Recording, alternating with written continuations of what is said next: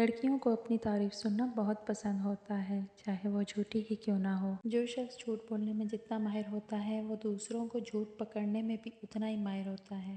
نیلے رنگ کے کمرے میں آپ خود کو پرسکون اور پرامن محسوس کرتے ہیں۔ اگر آپ چھوٹی چھوٹی اشیاء سے چمٹے رہتے ہیں تو آپ بچپن سے عدم توجہ کا شکار ہیں۔ اگر آپ چلتے ہوئے پیچھے مڑ کر دیکھنے کے عادی ہیں تو آپ گھر سے ملنے والی اعتماد کی کمی کا شکار ہیں۔ آپ جتنے بے پرواہ ہوں گے اتنے ہی خوش رہیں گے۔ اگر آپ کو معمولی سی باتوں پر غصہ آتا ہے تو آپ محبت کی کمی کا شکار ہیں اور محبت کے متلاشی ہیں۔ اگر آپ اس کے بارے میں بات کرتے ہیں جس سے کبھی آپ پیار کرتے تھے تو اس کا مطلب ہے کہ آپ اب بھی اس سے پیار کرتے ہیں۔ اگر ٹانگیں پیٹ کے ساتھ چمٹا کر سونا آپ کی عادت ہے تو آپ بچپن سے خوف اور عدم توجہ کا شکار رہے ہیں۔ اگر آپ سیدھی لائن میں بآسانی نہیں چل سکتے تو یقین کیجیے آپ طلسماتی خرابی کا شکار رہے ہیں۔ اگر آپ بیٹھے بیٹھے ہاتھ پاؤں ہلاتے رہتے ہیں تو آپ ذہنی انتشار کا شکار ہیں۔ اگر آپ ناک میں انگلی ڈالنے کے عادی ہیں تو آپ کسی نفسیاتی الجھن کا شکار ہیں۔ اگر آپ کا بچہ افق یا آسمان پر نظر جمائے رکھتا ہے تو یقین کیجیے وہ رومانی دماغ اور گہری سوچ کا مالک ہوگا۔ اگر آپ زیادہ دیر تک سوتے رہتے ہیں تو آپ اعصابی کمزوری میں مبتلا ہو سکتے ہیں۔ جو لوگ دیر تک جاگتے ہیں وہ زیادہ تخلیقی ذہین اور زندگی کے فیصلے میں بہتر ہوتے ہیں۔ جو لوگ عام طور پر بہت اچھے ہوتے ہیں وہ اندر سے اتنے ہی زخمی ہوتے ہیں۔ جو لوگ بہترین مشورہ دیتے ہیں وہ عام طور پر سب سے زیادہ مسائل کا شکار ہوتے ہیں۔ جو لوگ اپنے کام کے دوران دوسروں کی مداخلت پسند نہیں کرتے وہ زیادہ اچھے ورکر ثابت ہوتے ہیں۔ جو لوگ بہت جلدی آپ کے ساتھ دوستی کرنے میں کامیاب ہو جاتے ہیں وہ اکثر آپ کو دھوکہ دیتے ہیں۔ جو شخص سب کو خوش رکھنے کی کوشش کرتا ہے وہ اکثر تنہا رہ جاتا ہے۔ جب کوئی آپ کا نام پکارے اور آپ فوراً جواب دیں یا سن لیں تو یہ صحت مند دماغ کی علامت ہے۔ جب آپ مسکراتے ہیں تو آپ کی توانائی کئی گنا زیادہ بڑھ جاتی ہے۔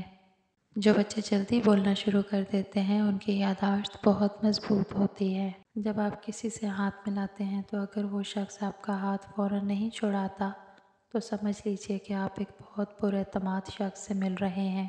جن لوگوں کی سونگھنے کی حس بہت اچھی اور تیز ہوتی ہے ان کا دماغ بھی تیز ہوتا ہے۔ آپ کا ذہن ویسا ہی کام کرتا ہے جیسا کہ آرڈر وصول کرتا ہے۔ آپ کا سفر بہت ہلکا اور آسان ہو جائے گا اگر آپ اپنے ماضی کو اپنے ساتھ نہیں رکھیں گے۔ آپ عادتاً جو سوچتے ہیں ظاہراً وہی بنتے چلے جاتے ہیں۔ عموماً دیکھنے میں آتا ہے کہ ایک بہت اچھے انسان کو اس کی فیملی وہ ویلیو نہیں دیتی جو دوسرے لوگ دیتے ہیں۔ مختصر ایک یا دو لفظوں میں جواب دینے والے لوگ عموماً زیادہ ذہین ہوتے ہیں۔ سفر دماغی صحت کو بڑھاتا ہے، دل کے دورے اور ڈپریشن کے خطرے کو بھی کم کرتا ہے۔ شام 5 سے 7 بجے کے درمیان آپ کا دماغ زیادہ ایکٹیو ہو جاتا ہے۔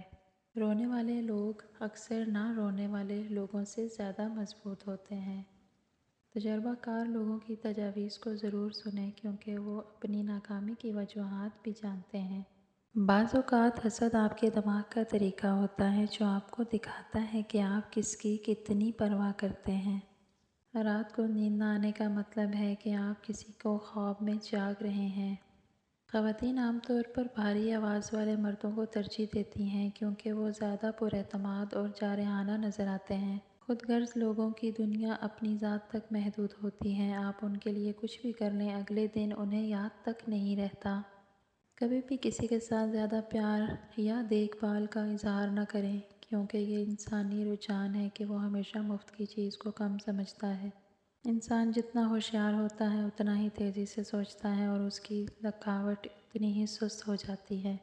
اکثر بھول جانا دراصل اعلیٰ ذہانت کی علامت ہے۔ بہت سے نوجوان جو 9 سے 8 گھنٹے تک کم سوتے ہیں وہ چڑچڑے پن یہاں تک کہ ڈپریشن کے شکار ہو جاتے ہیں۔ زیادہ دیر تک تنہا رہنا آپ کی صحت کے لیے اتنا ہی برا ہے جتنا کہ دن میں 15 سگریٹ پینا۔ اپنے آپ سے بات کرنے سے آپ کا موڈ بہتر ہو سکتا ہے، آپ کی ذہانت میں اور خود اعتمادی میں اضافہ ہو سکتا ہے۔ جب آپ کو کوئی جاننے والا آپ کو نیند میں نظر آتا ہے تو اس کا مطلب ہے کہ اس شخص نے سونے سے پہلے آپ کے بارے میں سوچا ہوگا۔ جب آپ کو کسی ایسے شخص کی طرف سے نظر انداز کیا جاتا ہے جس کی توجہ آپ کے لیے سب سے زیادہ اہمیت رکھتی ہے تو آپ کے دماغ میں رد عمل جسمانی درد کی طرح ہوتا ہے۔ جذباتی لوگوں میں دوسروں کے مقابلے میں زیادہ طاقت ہوتی ہے کیونکہ وہ ہر چیز کو جذبات سے جوڑتے ہیں۔